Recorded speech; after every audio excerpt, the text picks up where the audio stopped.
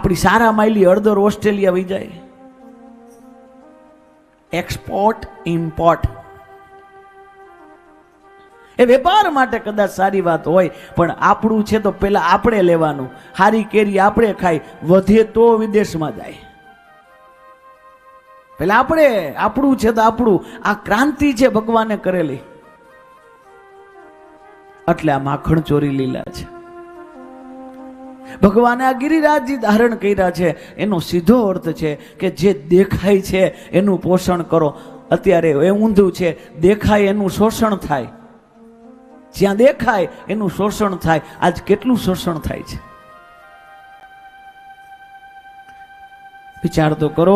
આપણી જે લાયકાતું છે, આપણા છોકરાઓ જે ભણ્યા છે, મારા વાલા, એને ઉગવાનો મોકો અહીંયા નથી મળતો, એટલે તેને વિદેશોમાં પોતાને જવું પડે છે.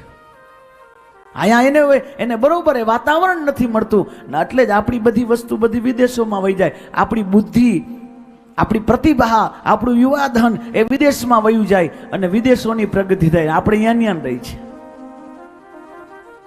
કારણ કે અહીંયા એને ઉગવાનો મોકો નથી મળતો. તો ભગવાનની એક પ્રકારની ક્રાંતિ છે. આવો, તમારી બધાની ઈચ્છા હતી મને રોજ કોક ને કોક કહે, રોજ કંઈક કહે કે અમારે ગોકુલ મથુરા જવું છે. રોજ કોક કહે કેટલું આઘું છે. તો પછી મને નરેન્દ્રભાઈને બહુ ઈચ્છા થઈ કે આ લોકોને ગોકુલ મથુરા લઈ જાય શાસ્ત્રીજી.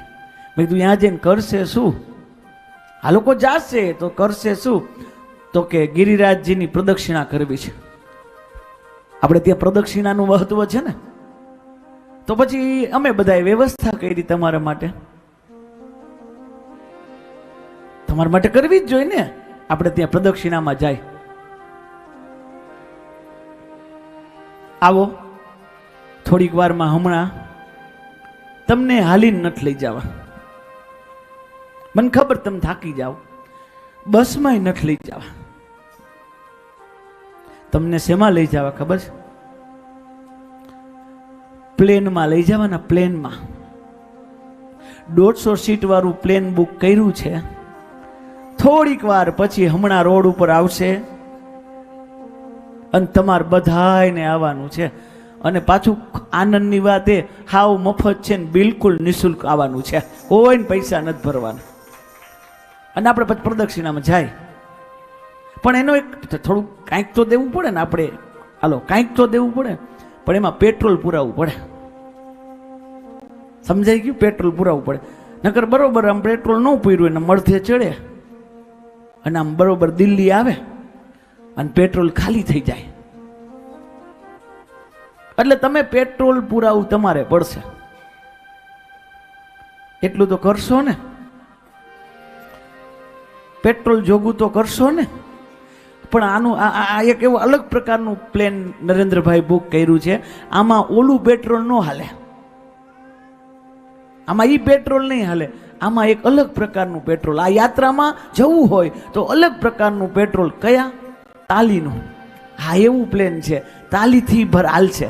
જો તમે તાલી બંધ કરી તો ટેક ઓફ કર્યા પછી સીધું લેન્ડ. આપણે પ્લેનમાં જાય ને, ઓલી બીજી દીકરીઓ બધી તૈયાર થઈને આવે, એમ બોલે આપકી સુરક્ષા કે લીએ એક પેટી તૈયાર હે. વહાંથી ઓલું આવશે, ઓલા આવશે. પછી એક દ્વાર વાહ હે, એક દ્વાર વાહ. પછી આપણે પેટ્રોલ ન પડાવીને તો એક દ્વાર હરિદ્વાર સીધા.